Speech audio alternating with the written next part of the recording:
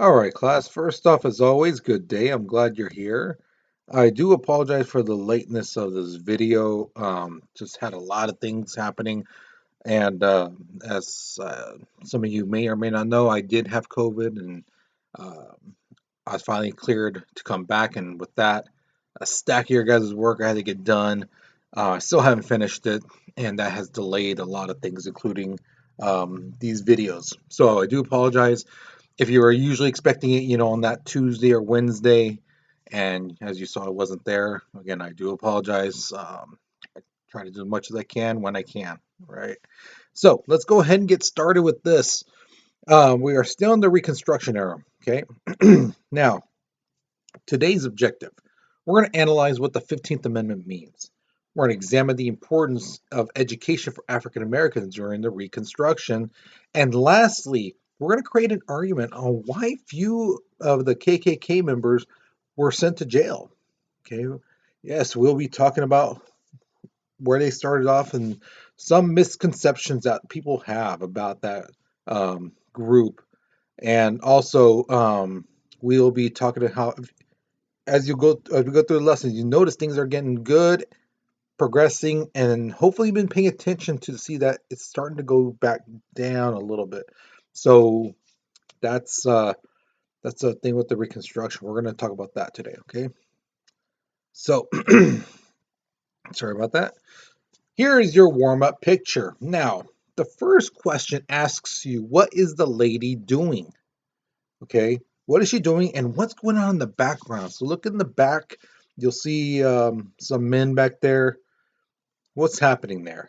Okay, now I don't know how religious some of you guys are or may not be, but if you were like me who was, you know, kind of dragged to church and things like that, you may have heard the story of Samson.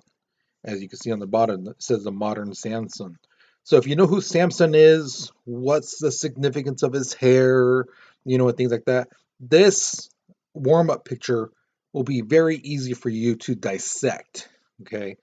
For those of you guys who don't know, there's little hints on what the lady has in her hand, and things like that. Okay.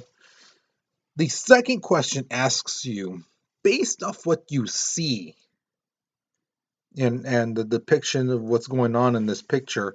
Do you think this lesson is going to be about how things are going to be continuing being good for African Americans, or that things are going to get bad? Just from this warm up picture, from what you can see. Okay, so pause the video, write your response, because we're moving on in three, two, one.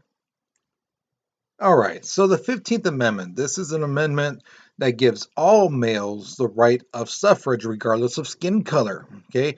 You have to remember in the amendment it doesn't say men, but at the time it meant men because the thing is, again, women did not have the right to vote. You guys wouldn't get the right to vote for another 50 years. Yeah, so it'll be another while. So they typically knew, hey, women are not going to vote, so why put that on there? So it just basically says, regardless of your skin color, as long as you're a citizen, you have the right to vote. You have to register and all that stuff, but no one can be deny you your right to vote based off your skin color. Now, when that passed in 1870, African American men, registered vote. They saw the significance of this and the importance that they were able to vote. And so many did. A lot of them did. And some of them actually ran for office, believe it or not. Some of them ran for their local office, mayor, councilman, things like that. They even ran for the state stuff, mayor, governor, lieutenant governor. Um, and some even ran for the Congress, House of Representatives, and even two got to the Senate. That's pretty impressive. That is very, very impressive, that they did that on the first election that they could, you know. The other thing was education.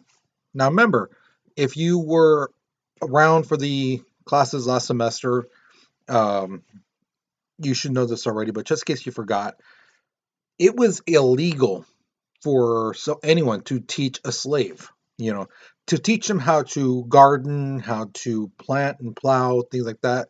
Sure, that was fine because that's what their purpose was, to, you know, be on the farm and pick and plant and things like that.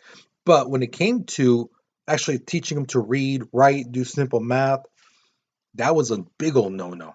I mean, that was huge. White people would get in trouble, or if you caught them, if you were caught teaching them, you can get in trouble. So what happened now in the 1870s? Schools started popping up. Northern charities donated money so that schools could be set up and established in the South. Um, and right away, some African Americans were like, "Yeah, this is important. It's important that my child knows how to read and write, something I cannot do, and I want them to know that." So by 1876, 40% of the children in the South of African American descent went to school. The other 60% did not. Now you have to remember, this is before electricity. This is before, TV, internet, things like that. That's not even fathomable by that at that point. So it's not like they were just sitting home, just playing video games and things like that. No, they didn't have that kind of stuff. So chances are the kids were doing other things. Okay. The other big thing was African Americans established their own churches. Now, what I mean by that is, when they were slaves, did they have religion? Yes, yes. Some of them were Baptists, some of them were Christians. Some of them had their own religion. Um, but the thing is, now they could actually have a building. Before they would sing their songs out in the fields or in their barracks. Now they could have a building where they could get together and worship and hear sermons and things like that, sing and praise. And it was something they coveted, something they really wanted. The thing is, the churches weren't just a church. It served multiple purposes. One, it was a community center where African Americans could get together and talk about what's important, what they need for their town, for their community, things like that. It was a school too. It could be used as a school. And also political gathering, people coming in saying, "Hey, I'm so and so. I would like your vote." Things like that. So the churches wasn't just a church; it served multiple purposes, but it was something that they truly felt they needed. Okay. Now, like I said in the notes, 40% of African Americans children went to school. What do you think the other 60% were doing? All right. Chances are already, you know, um, some of you guys might need a little help. I'll give you that little help. More than likely, I mean, I'm going to say of that 60%, I mean, almost 100% of them were doing something that starts with a W, and it was what their parents were doing at the same time when the kids were at school. You know, now that should have been a big old hint right there. Um, but the second question of this one says, do you think it was by choice, or do you think they had to? Because remember, people didn't get paid that much, so sometimes they needed a handful of people inside a household to work in order to sustain a living condition. Pay the rent, get food, things like that. So you think that the kids made that choice, like, hey, I don't want to go to school. I'd rather be with my parents, or do you think there was like, hey, son, we would like for you to go to school, but we need your help. What do you think? More than likely it was. Okay. And why do you believe this? Okay. Why a choice, or do you think they had to? Um, so write down your responses, okay? Because we're moving on in three, two, one.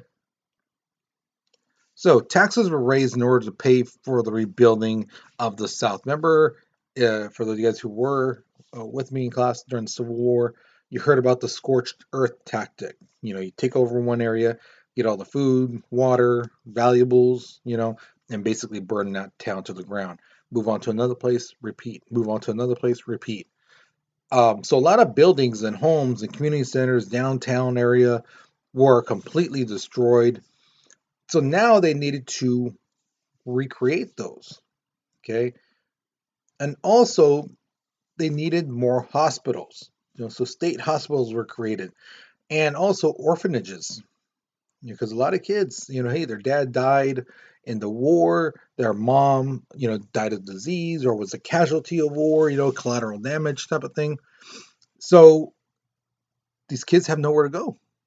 So orphanages were created. Now, here's the thing: a lot of Southern Democratic white men hated the reformation of the state because they saw it like this: why do we have to pay for this? The Northern people, the soldiers, the Yankee soldiers, the ones who burned everything, they should be paying for this. I can't pay for all this stuff that helps out, you know, African Americans. How does this reformation help me? You know, it's costing me an arm and a leg. Thing is, a lot of southern states had to borrow money in order to basically pay for everything. So, and also besides that, the taxes, property tax, they were building the buildings, property, excuse me, and with all these new programs to help out African Americans, all this stuff really, really started to get under some Southern Democratic white men's, under the skin. And many of them own land. And what happened was they couldn't pay the taxes on that land. They couldn't pay their taxes to pay for stuff, and were basically forced to sell their property. Maybe they didn't sell it all, but like half, three quarters, so they didn't have as much land as before. And this made a lot of them very angry and vengeful. And they're going to take they're like I explained in class, it's like a tea kettle, right? Like a teapot on the fire. You raise it up, and once you get to a boiling point, it starts to whistle, just like that. These guys don't have anywhere to express their anger, let it out on anything, and they're going to burst. All right, so here's the scenario. You are the governor of a southern state. Which of these options would you choose and why when it comes to the state? Would you borrow money to help your citizens? You know, would you borrow money? Now, here's the thing though, you are already in debt. Now you borrow money, so now your state has even more economic suffrage troubles because now you got to pay back that debt on top of the debt you already owe. So if you do that, you'll have upset citizens because of the economic trouble that you put them in. The next one, you tell the local people to pay and repair themselves the stuff themselves. You basically tell them, hey, we have no money. How can we give you money if we have no money? So you all got to do it yourself. Now, some places are going to do better than others. Bigger towns mean more people, more supplies, things like that. Whereas smaller towns, they're going to be struggling to rebuild and things like that. So with that option, you're going to have upset citizens because they feel that you don't care. The last one is that you ask your hated rivals, the northern states. You ask them for assistance. Now, you may or may not get any help from them. You don't know. But either way, you're going to get upset citizens because they see you as you're begging. You're begging on your hands and knees to the North for help. These are the guys who caused all these problems, and you're begging them for help. So you're going to have upset citizens because of that. So each one of these, you're going to have upset citizens, no matter which one you choose. Thing is, which one do you feel is the best course of option and why? Okay. So write your response because we're moving on in 3, 2, 1. Oh, and I did forget to mention this thing. I did say this in class, so I want to say it to you guys. Because I had a student ask me, why are we learning this stuff? This is a new student who's never been in my class. They go, why do we need to learn this stuff? What's the importance of history? I don't get it. It's stupid. And I was like, look at this. This is a good question to ask you. You may see it as just whatever. I don't care. borrow money because this and that. But in later in life, you're gonna come. You may, hopefully, you don't, but chances are you're gonna come to a situation where you are gonna be financially hurting. You're not gonna be able to have the money you need to pay for rent, your car loan, things like that. Your kid needs this or that. You don't have the money, so you're either gonna have to basically you're already in debt, so now you need to borrow money to, and you might be even more in debt. You know, you may have to be like, well, someone comes to you, hey, can I borrow money? I'm hurt, and you're like, I don't have any money. I don't have any money. I can't give you any money. I'm sorry, I don't have nothing. They're gonna be mad at you, because they're like, well, you know what? You never helped me out. You're never there for me. Right when I need you the most, you're not there. So you're gonna have some hurt feelings. Then the thing is, you may have to ask somebody you might not be getting along with. You may not be getting along with a certain person, a sibling, you know, but they're doing financially well, and you may have to swallow your pride and ask for help. So these questions are not just to fill up your time or just to be thrown around with the wind. These are legitimate things that you may in life face. You see how I'm using the history to bring about actual real life stuff, guys? That's the point of this. There are deeper meanings to these questions. It's not just throwaway stuff. Really think about it, really give it your honest answer. Because you never know later in life, a situation like this might come up. And this is when you really truly find out who you are as a person. Okay? So let's go ahead and move on to the rest of the notes. All right. So, again, like I was telling you guys, those Southern white Democratic men were very angry and they needed something to express their anger. So, a secret society groups were forming up around in 1866, and they were created to undermine Republican rule and intimidate and attack African Americans because they saw them as the problem. Everything was hunky dory, everything was great until you guys wanted your freedom, you guys wanted this, you guys got this and that, and we had to pay the price. So yeah. Now here's a big thing. A lot of people think that the Ku Klux Klan was the first group that was created. No, they were not. There were other groups before, but the Ku Klux Klan was the biggest group of them all. So basically, they just like, in a sense, absorbed the other small groups, absorbed with the KKK all around in the South. Um, the Ku Klux Klan was created by former Confederate soldiers in Pulaski, Tennessee. Uh, yeah, I think I pronounced that right. Pulaski, Tennessee. Um, if you ever wonder why they dress up like that, some people are like, I heard in class that I heard they dressed up like that to be like look like ghosts. Yes, yes, they dress like that. They are supposed to be the ghost of the Civil War, the Confederate ghost, who are upset with how things are going here in our country. Back in the 1870s, how things are going on in our country. We'll get our revenge and things like that, and all that stuff. That's why they dress up in the hoods, in the white hoods and things like that. They are the ghost of Confederates from the Civil War era. Okay. Now, they didn't just attack and terrorize African Americans. That's another big misconception. People think it was just, oh, they just attacked and intimidated African Americans. No, they attacked and intimidated white Republicans in the South.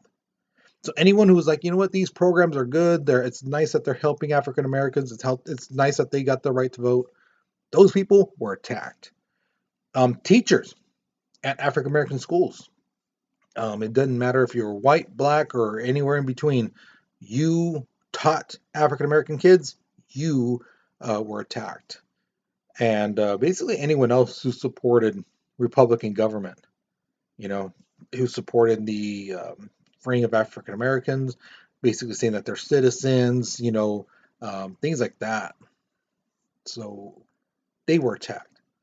Now, here's another big misconception is that the African Americans and the white Republican people in the South just took the beatings, took the attacks, intimidations, And they were like, "Oh my God, I'm running away. I'm so scared." No, no, they did not do that. They actually fought back. Okay, that's another big misconception. People thought that they were just passive, like, "Oh, please don't hurt me. Oh no, they're going to hurt me." No, they fought back.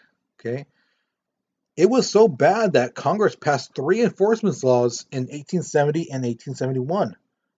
Basically, the activities of the Klan was outlawed. Now, here's where things, a pivotal moment in time where things could have changed, possibly. We don't know, but it's interesting. 3,000 Klansmen were arrested, okay? But only a couple hundred were actually convicted and served time in jail. Now, their time in jail was short. I mean, anywhere from a year to I think the most was like maybe 5 years. I think at most, maybe not even that. So a lot of them didn't get punished. A lot of them didn't get punished. So, like I said, either charges were dropped, or not enough evidence, things like that. So a lot of them got away scot free. And like I tell students, if you get away, like I told students in class, if you were cheating on a test and the teacher caught you cheating, you have like some notes down on them and underneath your paper, they saw you the paper, they looked at it, and they told you, "Don't do this again," and they put it right back down on the table. Are you going to continue cheating? Chances are you are, because they didn't do any punishment. They didn't take your paper away. They didn't give you an F. They just let it be, basically telling you, "Don't do it again," and give you back your paper. You're probably going to do it again. And that's what happens. All right, so this graph right here represents the number of African Americans who register to vote. All right, so you're going to want to look at the red line first, because the red line represents the number who signed up from 1868 till 1900. And the blue represents from the 1960s to 1992. Okay, now in about 1872 till 1900, you see that red line where it goes at the very, very top? Something happens to it. It just drops, right? Knowing what you know now and what you know from previous knowledge and from what you've seen in movies about during this time, during the 1880s up until the 1960s with Martin Luther King and stuff like that. Using that information, how African Americans were in the South, how they were treated, and things like that. Why do you think these numbers just dropped?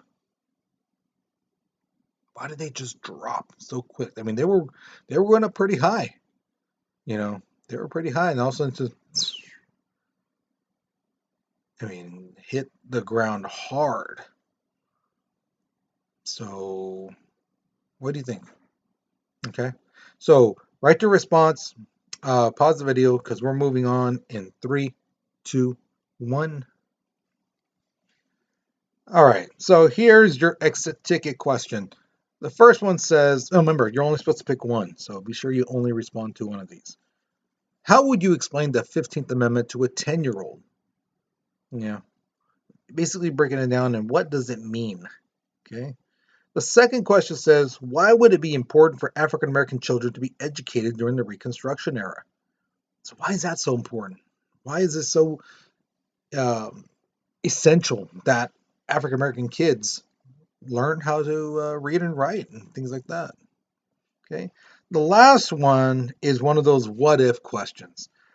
Do you think that if more of the KKK members were convicted and sent to jail, of that 3,000, let's say 2,950 were convicted and sent to jail, do you think that the violence and harassment would have actually stopped? Do you think that the Ku Klux Klan people would have been like, "Hey, man, the government's taking this seriously, so we better stop"? Or do you think they'd have been like, "No, no, we can't.